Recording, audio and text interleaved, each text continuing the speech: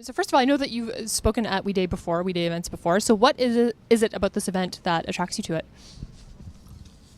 Well, the opportunity to share some thoughts and feelings with a very eager and enthusiastic group of young people.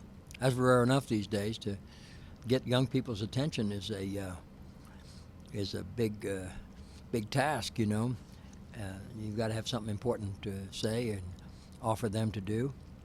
But We Day is way ahead of me. I mean, I'm just one of many, and they are the most generous and the most receptive audience I've ever spoken to.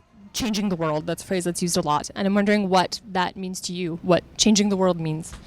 Well, from my own part, frankly, I don't know what that means. I know what the concept is, and the world certainly needs changing. But I don't know how we affect it. I can only assure you that we change each other. And the only thing that I can assure you of is the change in myself. I can only control myself. I'm the only person I've ever changed, and that wasn't easy. And it's still not easy, and I don't look forward to it, because change means facing your shortcomings, your imperfections, your laziness, and all the things that cause such inertia. Especially youth today are often portrayed as being very apathetic, and they want to play video games and they don't want to go outside, and I think I've always felt that was a bit unfair, because you see events like this and there's kids doing wonderful things. So what do you think is the antidote to apathy, and what do you think can help inspire? I'm inspired by young people. Young people are the future. They own the future. We do not. We've already, had our time. We're waning. They're just waking up to possibilities. If we can make it better for them, if we can give them a cleaner environment, if we can give them more hope or sustain their efforts, good. But I think that the real changes that have to be made and sustained are coming from them. I'm wondering, just drawing on your acting work, if you see any parallels sort of between the idealism that made The West Wing so wonderful and We Day.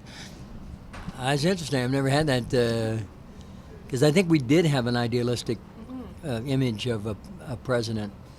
But the West Wing was a very, very satisfying experiment, about idealistic government, and it focused on do the right thing, and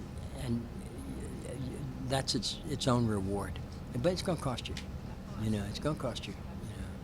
But there's a story I tell about the Irish. Anytime you do something that's important, it's going to cost you. Otherwise, you have to question its value and its importance, But the Irish tell that wonderful story about the guy who arrives at the gates of heaven and asks to be let in, and St. Peter says, "Sure, just show us your scars." And the man says, "I have no scars." And St. Peter says, "What a pity. Was there nothing worth fighting for?" So we have to help young people, encourage young people to find something in their lives worth fighting for. And it all starts here with We Day. They'll find something, I promise you. Each individual child in this audience has found something. Maybe from the person next to them, maybe from the person on stage. Who knows? Maybe the teacher that bought them. Maybe the book that they carry out and read later. But something's going to inspire them.